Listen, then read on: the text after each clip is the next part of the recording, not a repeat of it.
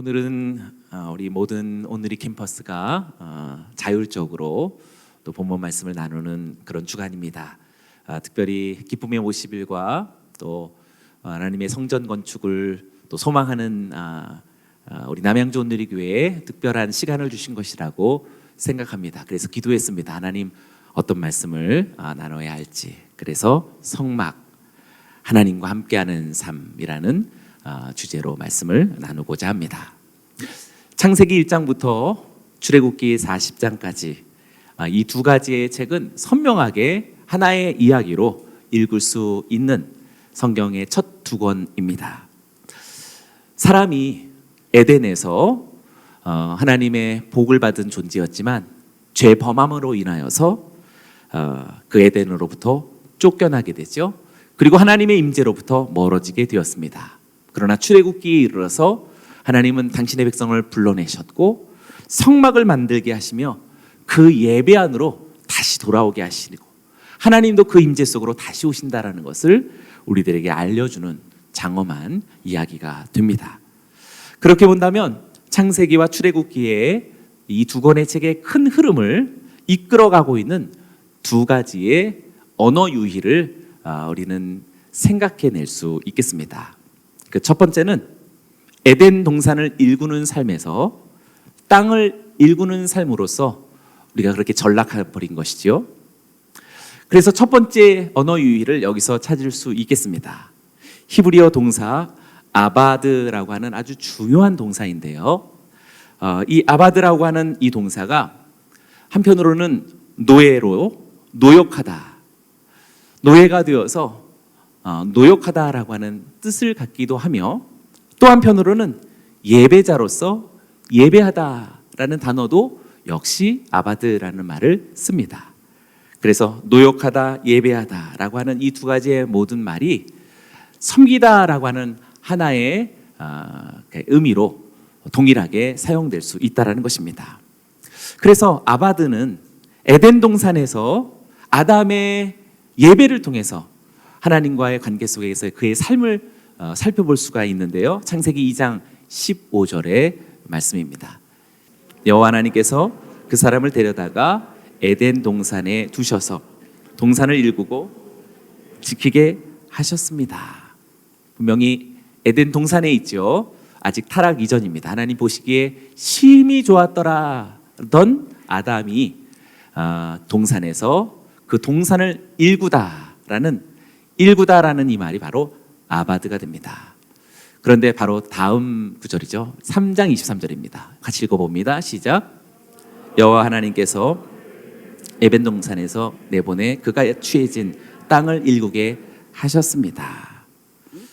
이제 에덴에서 쫓겨난 아담은 그가 취해진, 그러니까 본래 땅에서 흙으로 만들어졌죠.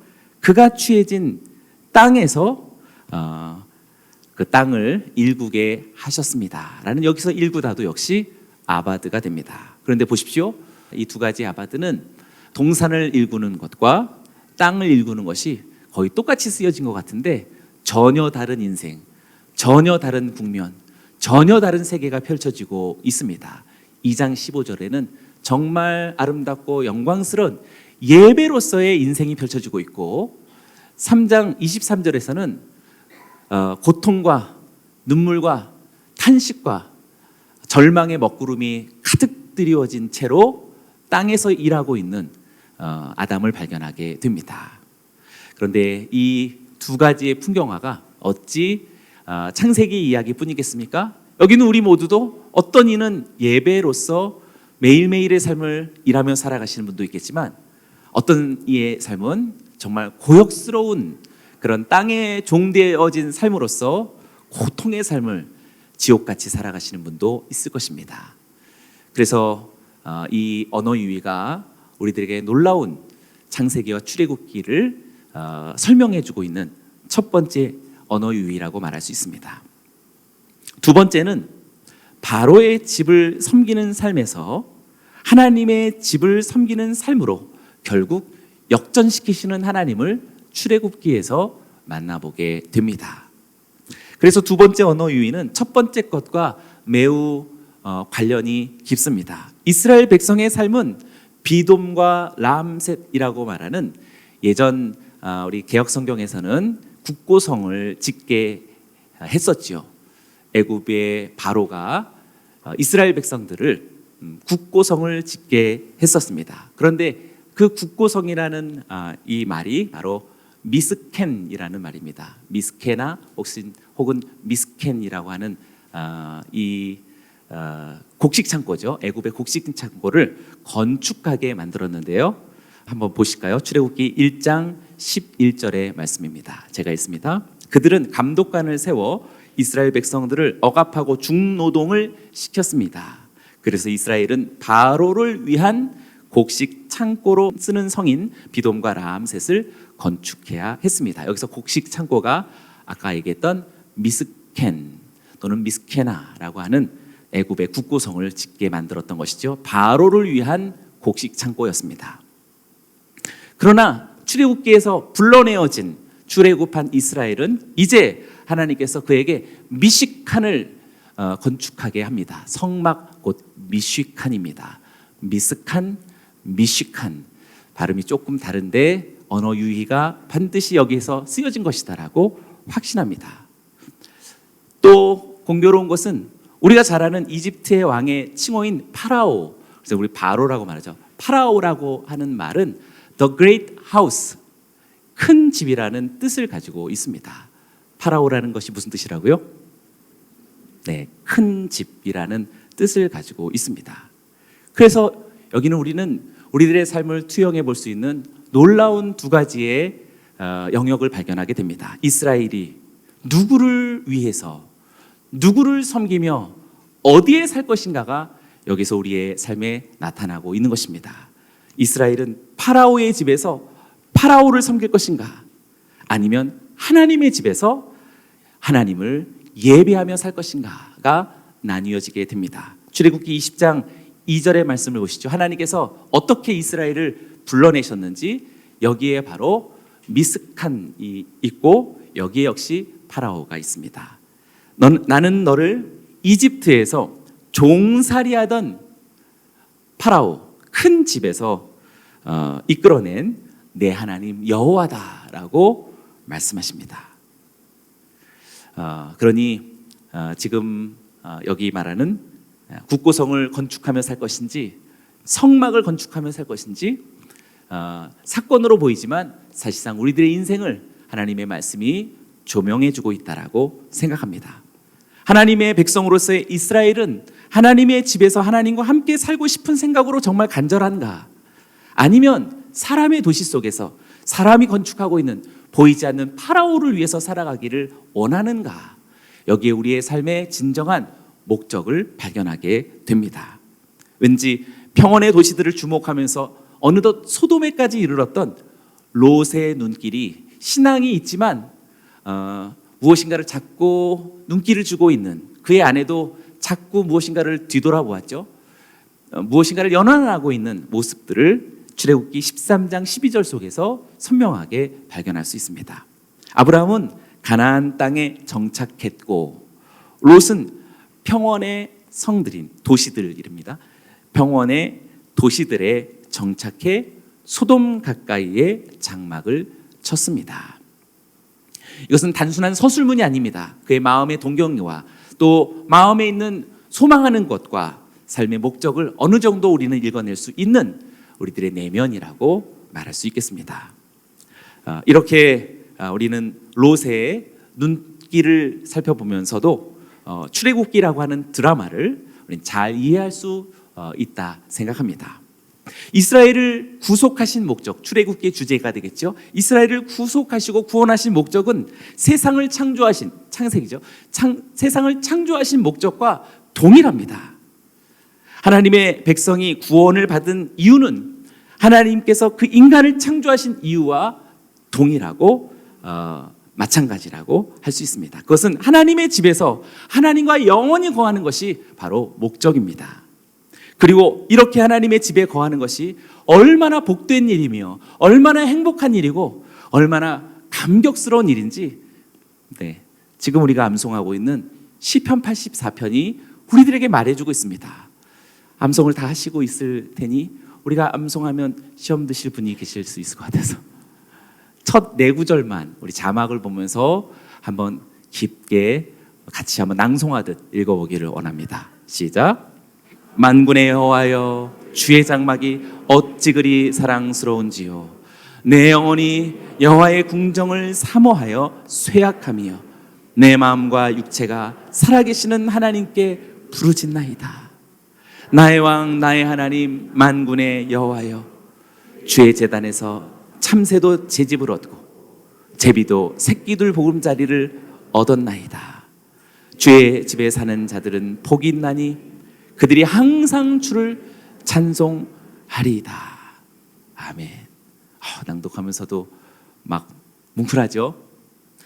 주의 제단에서 참새도 제집을 얻고 하면서 이제 암송을 못합니다. 눈물 나서. 제비도 새끼들 보금자리를 얻었나이다. 정말 말할 수 없는 우리의 삶의 최종적인 목적을 여기서 시인을 통해서 느껴볼 수 있습니다. 그래서 빨갛게 표현했는데요. 주의 장막, 여호와의 궁정, 주의 제단, 주의 집, 모두가 다 하나님의 집을 말해주고 있습니다. 하나님의 집에서 하나님과 함께 살아가는 사람이 얼마나 복 있는 사람인지를 노래하고 있는 것입니다. 하나님의 집을 보여주신, 그래서 하나님의 첫 번째 이미지가 바로 미식한 성막입니다. 이 성막은 절대 땅에서 볼 수 없는 천국의 밑그림입니다. 하늘에 있는 실체를 따라서 디자인되었기 때문입니다. 그래서 성막과 성막의 모든 기구들에 대한 묘사는 주님의 집에 살아가는 사람들이 얼마나 복이 있는지를 그 진실을 밝혀주기 위함이다라고 말할 수 있겠습니다. 시편 84편 아까 4절 말씀, 주의 집에 사는 자들은 복이 있나니 그들이 항상 주를 찬송하리이다. 하나님의 집에 살아가는 사람이 성막을 보면서도 그렇게 기쁨과 감사로서 노래하지 않을 수 없다라는 이야기가 됩니다. 하나님의 집에서의 성막을 더 깊게 하기 위해서 시내산의 중요성이 어떻게 성막으로 옮겨갔는지를 살펴보아야 하겠습니다. 우리가 기쁨의 50일이라고 얘기했는데 그것은 부활절부터 성령 강림절까지라고 얘기했는데요. 그것은 시간의 50일만이 아니라 시간과 함께하는 공간의 이동이 함께 이어지고 있지요. 부활절로 완성되어진 유월절은 이집트 땅에서 시작했고, 그리고 마지막 성령 강림절은 하나님의 거룩한 산, 결국 이스라엘이 거룩한 산에 올라가서 하나님을 만나는 감격적인 장면을 우리들에게 보여주면서 그날 시바널 제6일이 바로 50일 되어지는 여호와께서 산에 강림하시는 날이 바로 오순절이 되는 것입니다. 그러니 지금 이렇게 공간의 이동도 있는 것이지요. 그 시내산에 있었던 하나님의 강림의 엄청난 영광과 이 감격스러운 장면이 성막 속에 고스란히 녹아져 들어왔다라고 말할 수 있습니다. 출애굽기 25장부터 31장까지 성막의 디자인, 설계도가 되겠고요. 출애굽기 35장부터 40장까지는 실제 그 성막을 건축해 나가는 것으로 채워져 있습니다. 그런데 이 25장부터 31장까지의 성막의 모든 그 도안을 제시하는 문구가 바로 이미 그 바로 전장 24장에서 여호와께서 시내산에 강림하시는 장면 속에 나타나고 있습니다. 하나님의 시내산 임재는 출애굽기 19장이 바로 50일째 되어지는 오순절을 우리들에게 보여주는 장면인데요. 19장 이후에 전체에 걸쳐서 일관되게 내려왔다라는 단어로 묘사되다가 24장에 이르러서 드디어 하나님의 영광이 산 위에 거하였다, 머물렀다라는 모습으로 나타나게 됩니다. 24장 16절의 말씀입니다. 24장 16절의 말씀 개역 개정 성경으로 한번 같이 읽어볼까요? 시작. 여호와의 영광이 시내산 위에 머무르고 구름이 엿새 동안 산을 가리더니 일곱째 날에 여호와께서 구름 가운데 모세를 부르시니라. 네, 여기서 여호와의 영광이 시내산에 위에 머무르고라고 하는 이 머무르다라는 단어가 샤칸이 됩니다. 아까 미시칸이 네, 성막이라고 했죠. 여기서 머무르다가 그것의 동사형이라고 말할 수 있는 샤칸이 됩니다.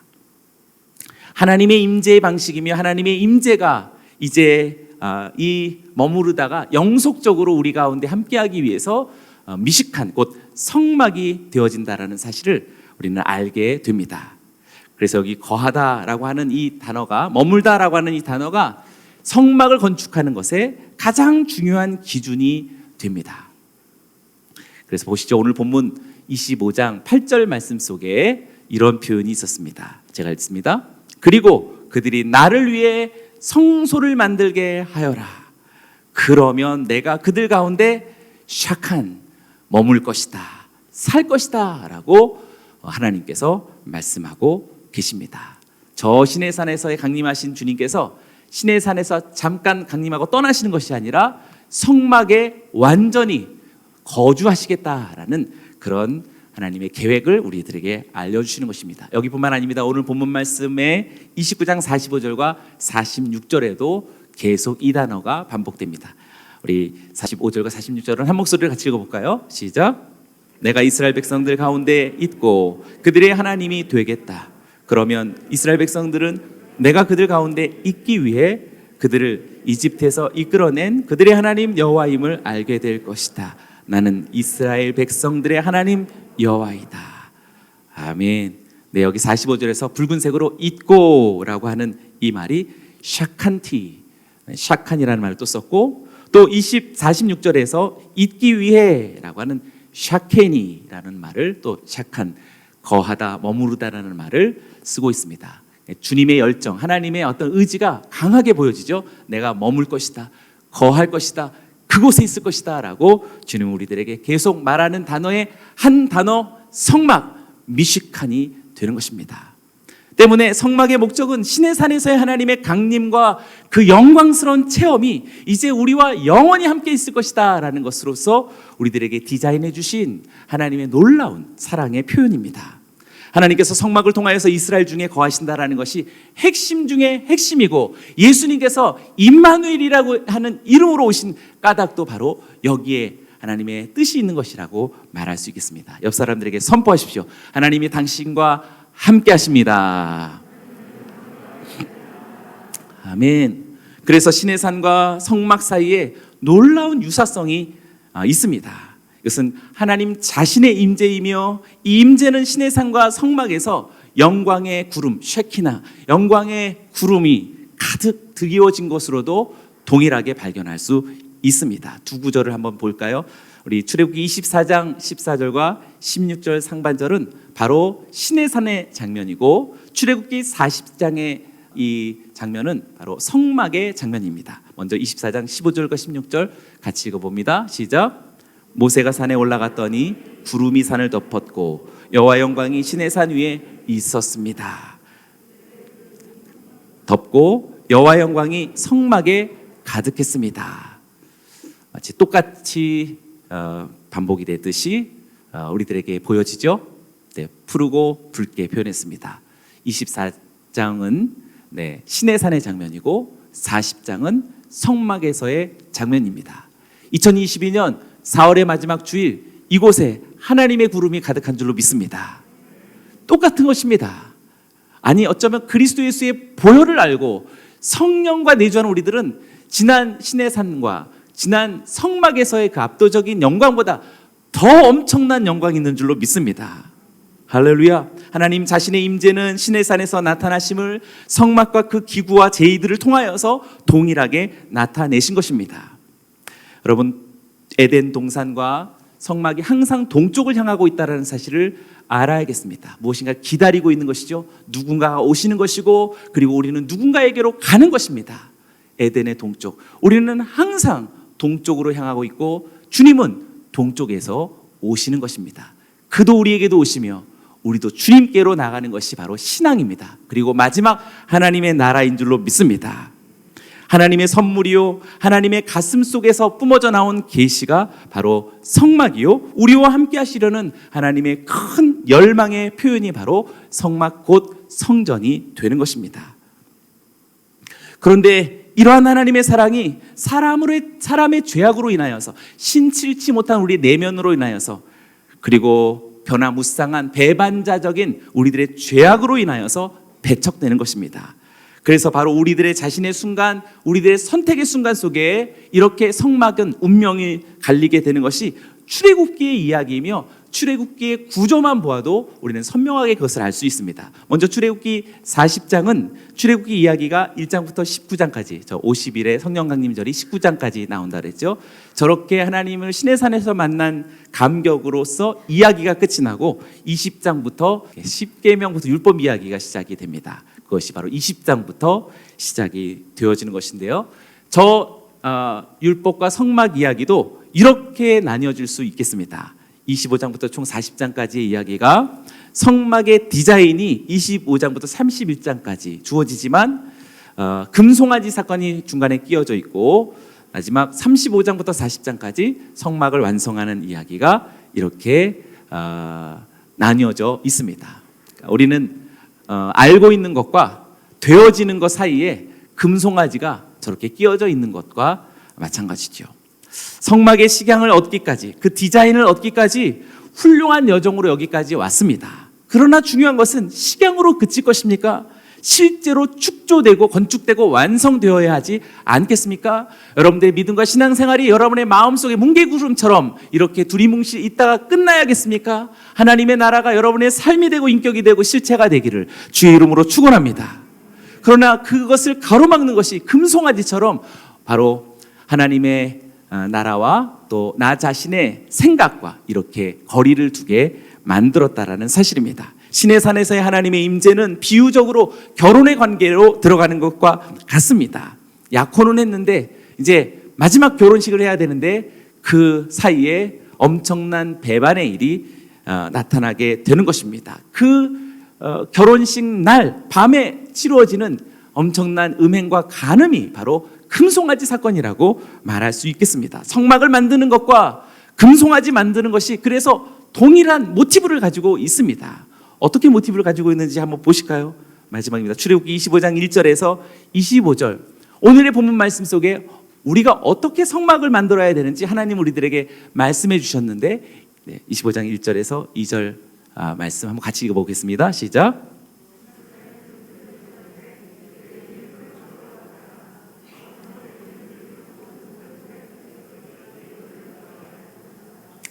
아멘. 네, 푸르게 예물을 가져오라고 하여라. 예물을 받아와야 할 것이다 라고 성막을 만들 것을 명령하셨는데요. 아까 끼워져 들어왔던 35장의 금송아지를 어떻게 만드는지 32장 2절과 3절의 말씀도 같이 한번 읽어보겠습니다. 시작. 아론은 백성들에게 너희 아내들과 너희 아들 딸들이 차고 있는 금 귀고리를 빼내 내게 가져오라 말했습니다. 그러자 모든 백성들은 금 고리를 빼다가 아론에게 갖다 주었습니다. 동일하게 아까 예물이라고 하는 단어가 붉게 2번이 쓰여졌고 여기 금 귀걸이도 역시 2번이 쓰여졌고 가져오게 하라는 말도 역시 성막도 동일했지만 금송아지도 동일하다라는 것을 보게 됩니다. 이것을 통해서 우리는 어쩔 수 없이 누구나 다 삽니다. 우리는 누구나 다 예외 없이 자신의 각자의 삶의 의미와 가치를 찾고 있습니다. 그리고 어떻게든지 그것을 성취하며 살아갑니다. 심지어 술 취하고 방탕하는 사람들의 그 무의미한 삶마저 그에게 그 가치입니다. 그것을 결국 붙들며 살아가고 있는 것입니다. 이렇게 어떻게 하든지 우리는 무엇인가를 만들어내고 있습니다. 우리의 삶이 예물이 되어져서 하나님의 집을 지을 것인지 아니면 우리들의 삶이 금 귀고리처럼 무엇인가에 붙잡혀서 결국 금송아지를 만들 것인지 우리의 삶은 양분되게 될 것입니다. 우리는 어떻게든지 일하고 있습니다. 아바드, 땅의 종속이 되어서 고역하며 살아갈 것인지 아니면 하늘에 속하여서 하나님을 예배하며 성막을 만들 것인지 우리는 어떻게든지 만들고 있습니다. 샤칸, 애굽의 파라오의 집에서 곡식 창고를 만들기 위해서 살아가든지 아니면 하나님의 그 사모하는 집에서 성전을 건축하며 살아갈 것인지 우리는 바로 이렇게 놀라운 하나님의 열망에 가장 뚜렷하고도 가시적인 실제와 영성에 다가가고 있는 것이 바로 우리 건축을 맞이하고 있는 우리 남양주 성도들에게 준 엄청난 선물이요, 기회라고 말할 수 있겠습니다. 그것을 가리켜 테루마, 예물이라고 말합니다. 물질적인 것도 물론이겠지만 단연 최고의 예물은 바로 여러분 자신이라고 생각합니다. 옆 사람들에게 선포하시죠. 당신이야말로 최고의 예물입니다. 아멘. 최고의 예물 되어진 여러분이 어떻게 금귀고리처럼 금송아지를 위해서 드려질 수 있겠습니까? 진정한 테루마 되어서 하나님께 드려져야 하지 않겠습니까? 우리들의 자녀들도 아름답고 존귀한 테루마가 되어서 하나님의 성전에 드려져야 할 우리들의 청춘이요, 이렇게 자랑스럽게 물로 세례를 받는 고결하고도 존귀한 신부된 하나님의 백성이다 라고 말해야 하지 않겠습니까? 하나님과 함께하는 삶을 향하여서 저 성전 건축을 바라보면서 우리도 영광스러운 하나님의 극한 영광의 구름이 임하시는 주님의 성전된 삶으로, 하나님의 성막의 삶으로 살아가시기를 주님의 이름으로 축원합니다. 우리 하나님께 영광의 박수 올려드립니다.